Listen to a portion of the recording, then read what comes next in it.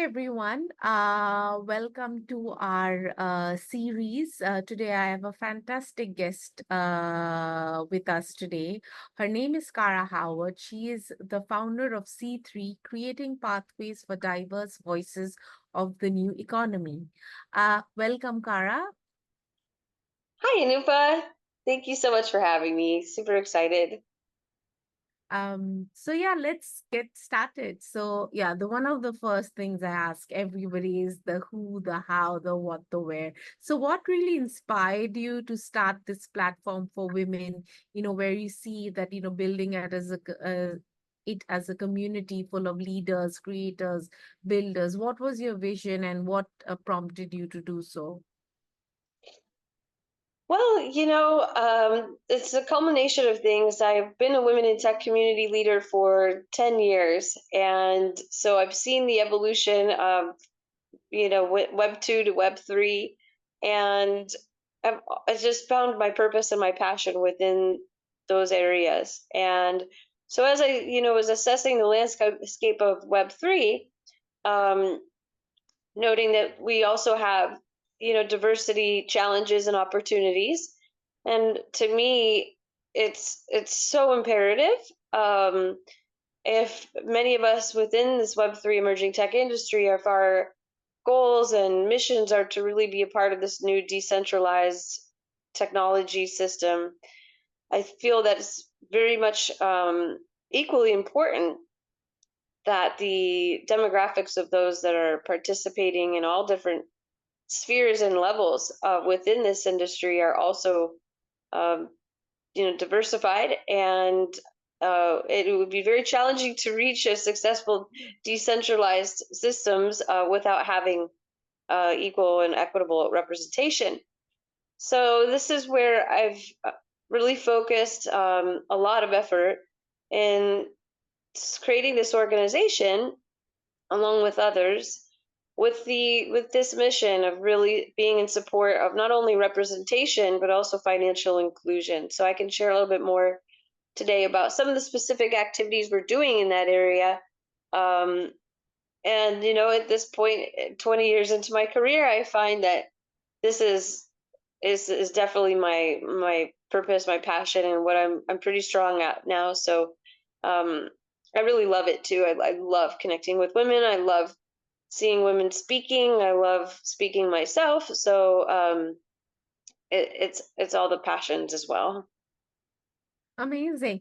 And I think what you said about, bringing that, inclusion not only in terms of skill, but of voice in awareness is so important. And that leads to my next question is that what kind of features, are you building via this platform that promotes the kind of ethos that you just spoke about? So maybe you can talk about a few initiatives and things that you're trying to build within the C3 community.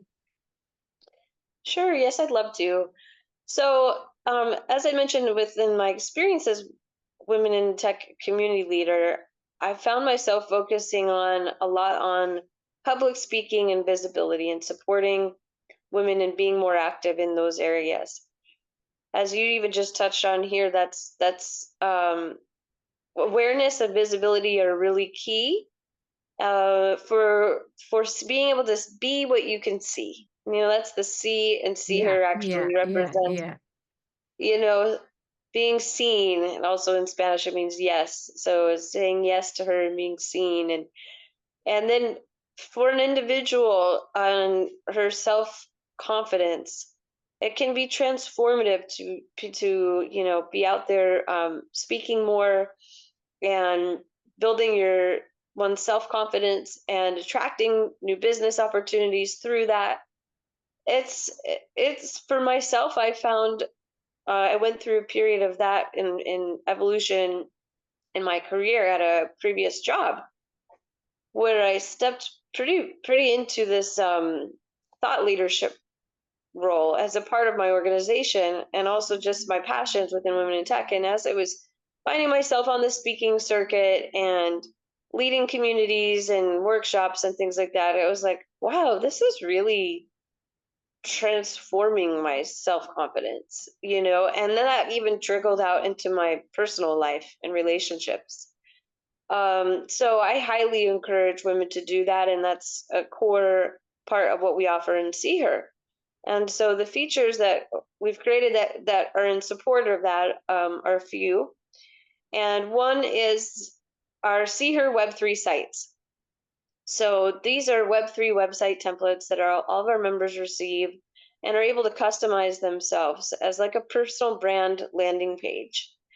And I felt that was really important to have out of the gate, because it's a nice way to have something that just represents yourself. It's not your company link, it's not your LinkedIn. This is just you, and it's demonstrated within a Web3 enabled way. So it's a learning tool as well for those that are creating their sites as well as those that are viewing a Web3 site. It's actually pretty unique and was an interesting challenge for myself. I'm not very technical, but to figure out the different pieces and components that were going to go into it. So for those of you that are kind of interested in learning, like, what is a Web3 site? Well, it entails having an ETH domain as the URL. So we have that. The content storage is in on the IPFS.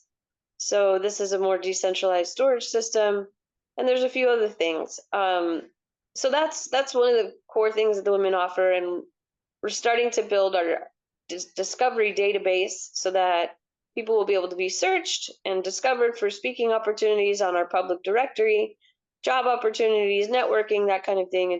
It's going to be very cool. And then we also offer a database of speaking opportunities, so Web3 conferences and podcasts. And this is what we share with our members, encouraging them to be their own advocates, to put themselves out there for speaking and utilizing their See Her pages to do so. So we have an upcoming event. This might be by the time people listen to this, it will be happening and potentially, already recorded and available for our members, but it's called Be Seen. So we have experts on how to land speaking opportunities at conferences, as well as receive, potential press opportunities. These are some of the educational components that we offer for women, encouraging them to get into this area. And then lastly, what's going to be launching soon is our live streaming up technology. So within these See Her pages, our members will have the opportunity to create their own live streaming channels and host with LivePeer, which is a very cool decentralized video tool.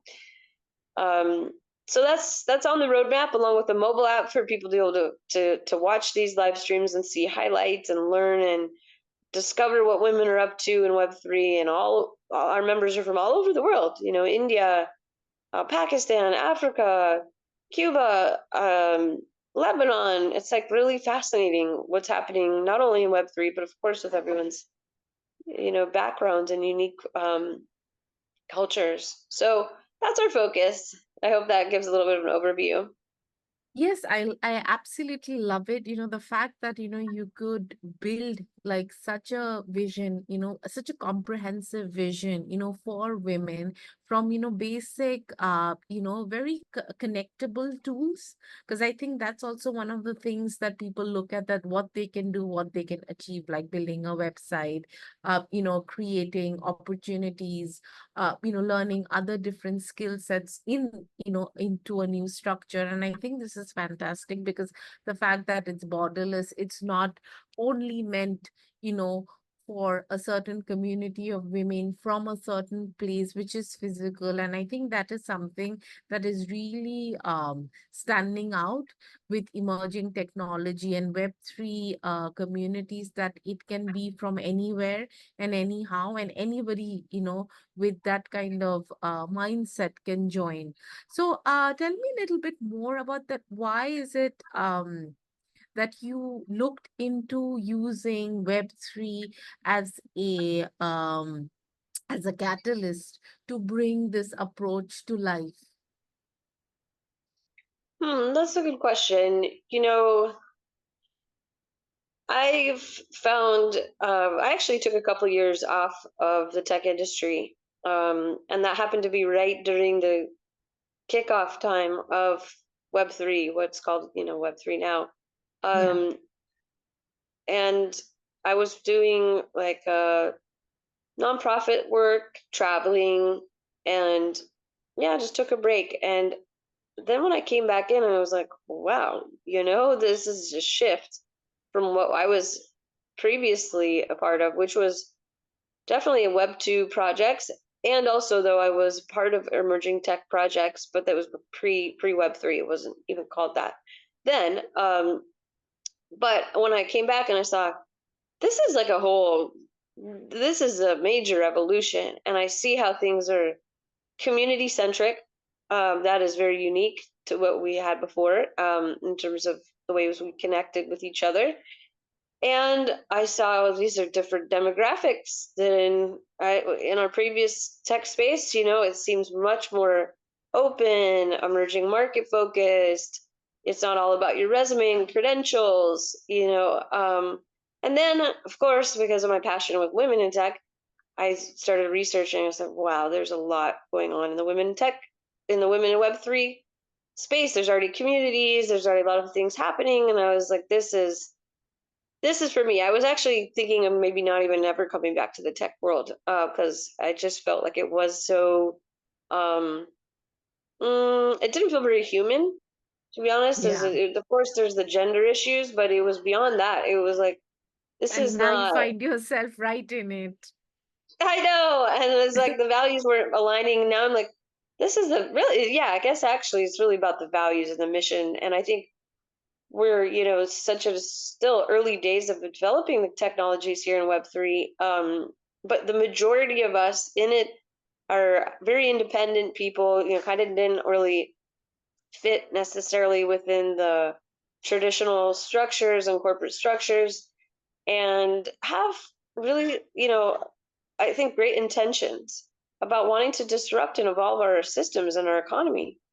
And so that's, when you find your peers that are intentional around that, then you have a much greater chance of success as a group to achieve Yeah. this. And at the same time, I would say I have equal concerns as well as, excitement about where the direction of this industry is going, because it has so much potential, and it has, um yeah, so much potential power as well.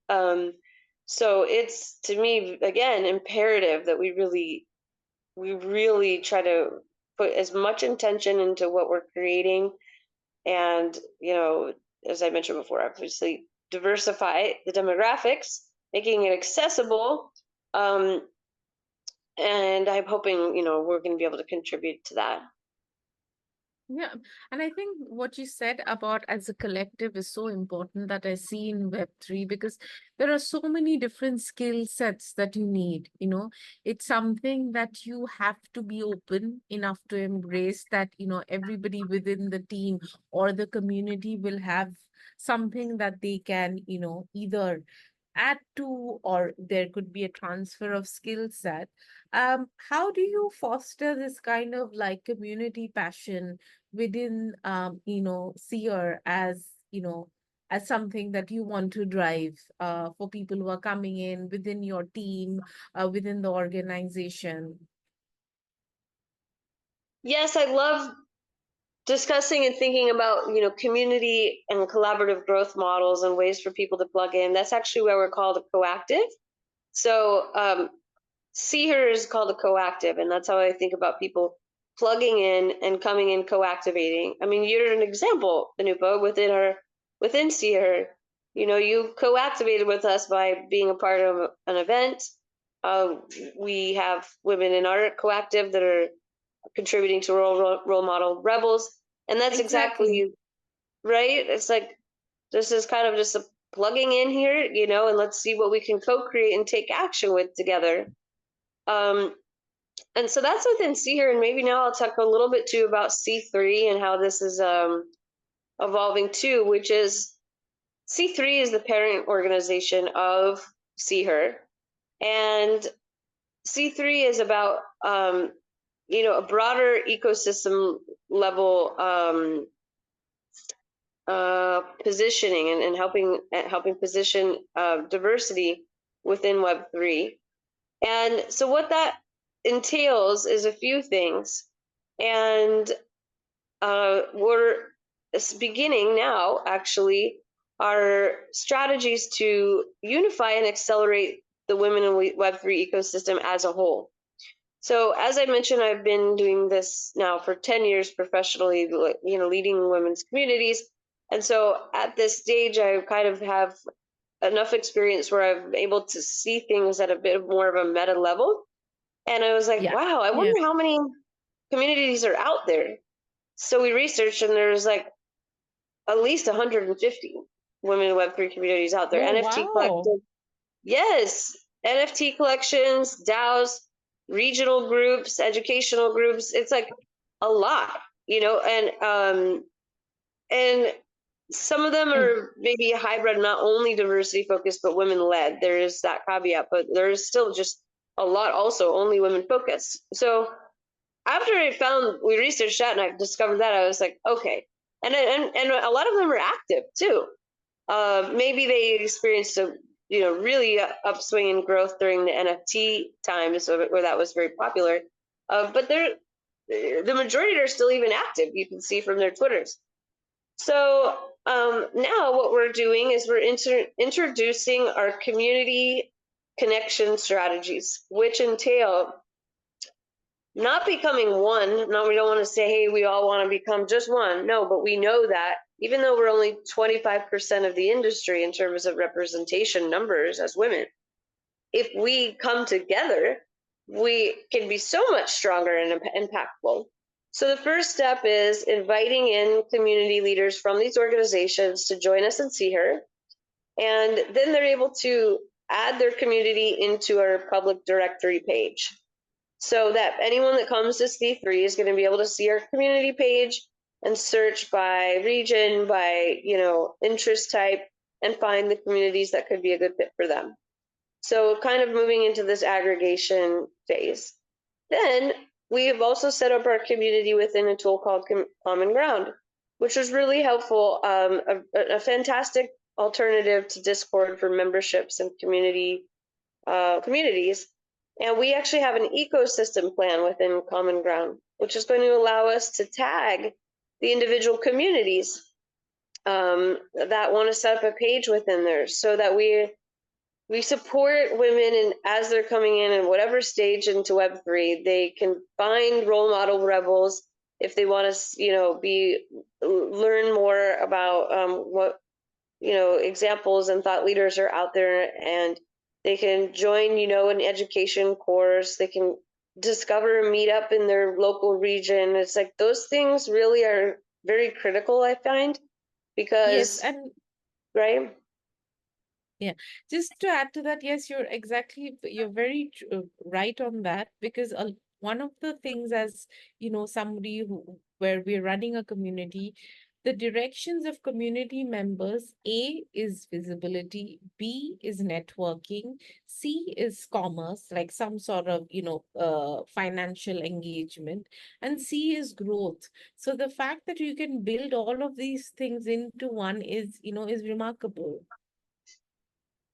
Well, it's yes, I'm glad that those are really great points, and I feel like it's so helpful that these tools already exist. Like a common ground exists. It's the women have already done great work creating their own communities. Now we're like, okay, what's the next stage evolution of any industry? There's generally often aggregators that come in to help the wider demographics of people be able to be more discoverable. And Yeah. now let's Yeah. touch on the business model side of things and monetization. Because actually, I may share this interview with community leaders that are going to be coming in to our ecosystem. The ecosystem, I wouldn't even say our ecosystem, it's just the ecosystem. As maybe a little bit of learning if they wanted to listen to this. It's like um, noting that a lot of people, I would say, in Web3, and then I would uh, also mention this is a lot of people from diverse groups, are putting in a lot of effort into this industry because they're excited and Yeah. passionate about it. Yeah. Yeah. That's very and true. they're maybe not getting paid, Yeah, right? that's also very true. Or very, very little. I mean, gosh, people are working really hard. I mean, it's so cool. I just want to like always commend people because I can tell they're working harder than they did before, in their in Web 2 or whatever it was, and there's no like clear direction either because we're all kind of just building as we go. So it's a certain personality type that can kind of handle this and uncertainty as well. So that even just being able to be still active in Web3, especially over the last couple of years, it's like congratulations, you know. Yeah, yeah, And now let's talk about how can we actually make some money here, doing something that in a lot of ways maybe isn't seen as it's like seen as kind of like a softer skill, or there's not, you don't see a ton of monetization out there, but that's not true. There's plenty of communities that are monetizing and doing it well. And I just want to make it as easy as possible, as help and be helpful as possible for offering women's community leaders tools to be able to do that. And I don't have all the answers, but we have a few, opportunities to explore.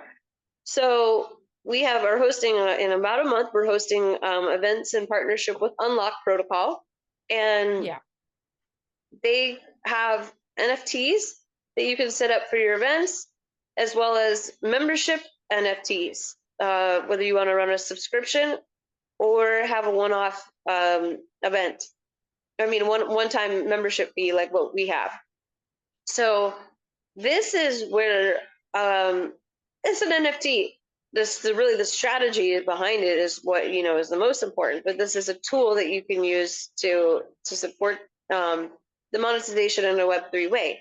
But then getting into the strategies themselves, we have a beta group of organizations that you're invited to as well, Anupa, to come in and be a part of this strategic community where we're exploring what ways can you monetize, namely things like recurring membership fees. So this is something I've learned where you might have thousands of followers or Telegram group members or whatever people have within their community, but really it's going to probably be less than 100 that are very active and wanting to participate in whatever yeah, you're doing. yeah, yeah, And that's actually kind of cool. That's kind of perfect. I mean, think about how many people can you really connect with and reach and have conversations with. Now, everybody's strategy is different. I mean, there's some communities out there that are huge and they have tons of NFT holders, and there's one scale level of that. But for the majority of us, we're more of this smaller, 100 to 1,000 person community size. Okay, so let's think about what real deep value, what value and unique value your community is offering, and everyone has theirs. Some are connected to blockchains. They're the women's groups connected to blockchains. Well, that in itself is very valuable, because you're sharing opportunities within these chains for the women. Or some of them are purely educational and chain agnostic. Well, there's definitely ways to monetize that. Or you're doing something like we're doing, we have unique offerings, these Web3 websites, and the database of speaking opportunities. Okay, cool, that's something unique. So I wanted to be very intentional about, no, we're charging for our memberships, or we offer scholarships and exchanges. There's other models as well, but this is the value of our organization, and all of you have value too. And so thinking about, if you monetize your community, 100 members, $20 per month, that's what, $2,000 a month of income. All right, well, it's certainly better than nothing. Might not be able to support a full-time job, depending on where you live, maybe it could. But then it's probably going to encourage you to add even more value and other ways to monetize. And so these are the things that we're going to get into. And I think it's really helpful also for women in particular, because this is a whole separate conversation, but there's a lot of um, disassociation from the monetary system because we have been disassociated from it for so long. Our power has not been there, and it's important that we try to navigate that and include ourselves if we're not being included. Yeah. No, and this is a very important point, especially from a lot of aspects from the empowerment of women, to make them self-sufficient, building the creatives economy.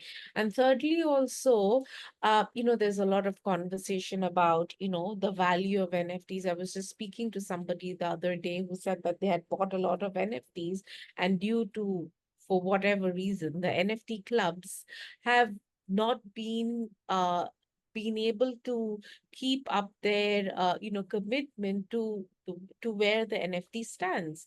And now NFTs are actually looking for a lot of real life value, which in this kind of business model, that is very direct, which is either the partnerships within other let's say collaborators, or because people can find real time access and experience which they can use. So I think it's really great that you can map out experience, finance, ownership and value all together within a scope to say, okay, this is the messaging that we're giving, that yes, we want, how, if you have a community, how do you help them get monetized, get value that they can actually use to build forward in that growth, and along with the capacity of adding learning resources and opportunities that you're building within the platform.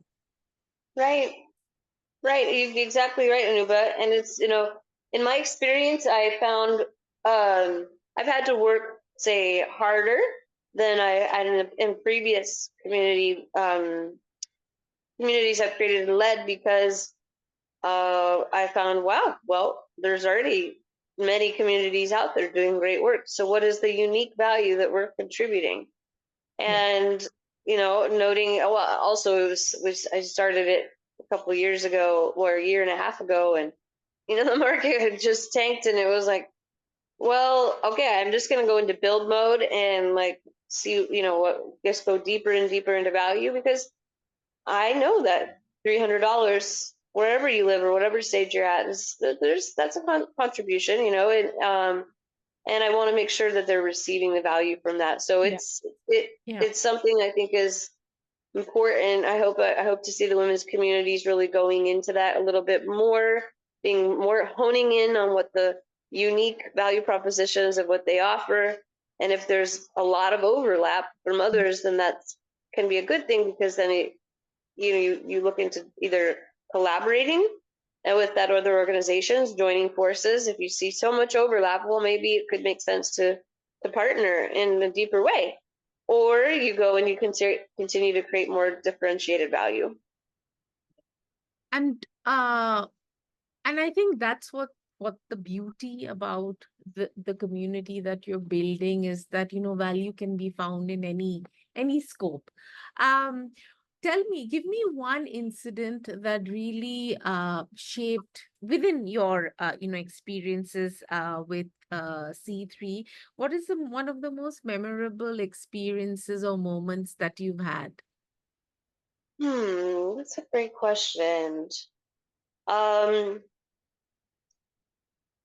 for me, my favorite things, and I guess I couldn't pick it just one, but it's a category of moments, is when I see women speaking and I see them with, especially if it's one of the first times that they've done any public speaking, and they were nervous and they were, kind of like maybe, yeah, just not super self confident.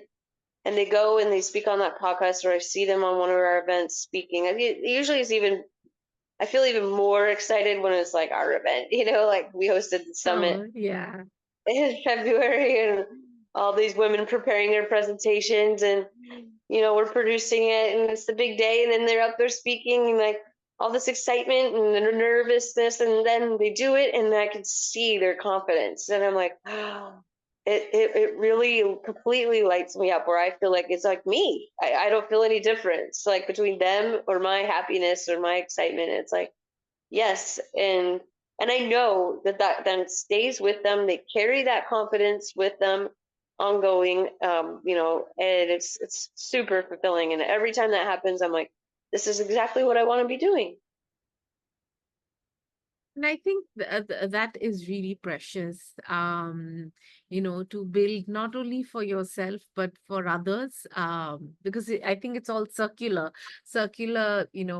appreciation, circular, leadership, that, from one person goes to the other.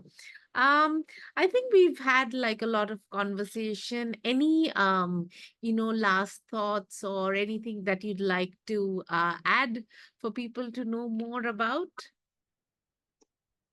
I feel really good. Thank you for all letting me talk a lot and go on and in detail. You're a great interviewer, and no, I think that I feel complete. We're coming up now, as I mentioned, into this phase of onboarding communities, um, and also individual members. If you listen to this and you're interested in joining us as a member, please feel free to apply on our website with the application form. And definitely encouraging those that are going to be excited about having their own live streaming channel. That's like a really would be a great fit for See Her if you're interested in that. And you'll be seeing things coming soon too around our Fix initiative.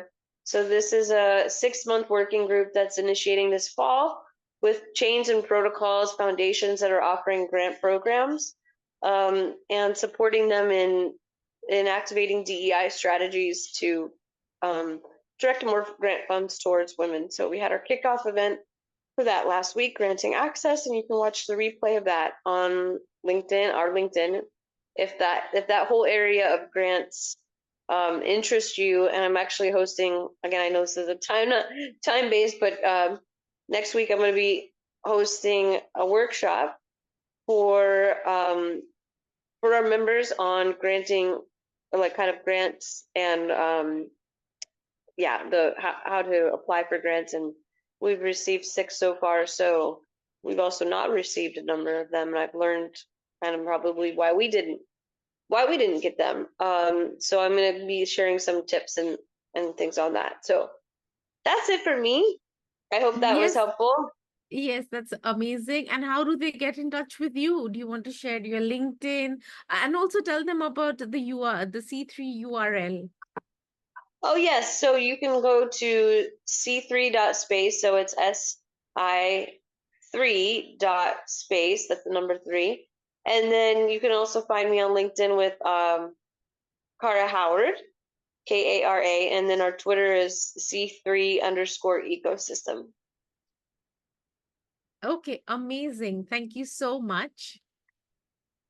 Thank you too, Anuba. This was super fun. You're awesome, and I'm honored to be a role model rebel. Yes, we are very, very excited to have you. Yeah. Okay. Second scene. After turning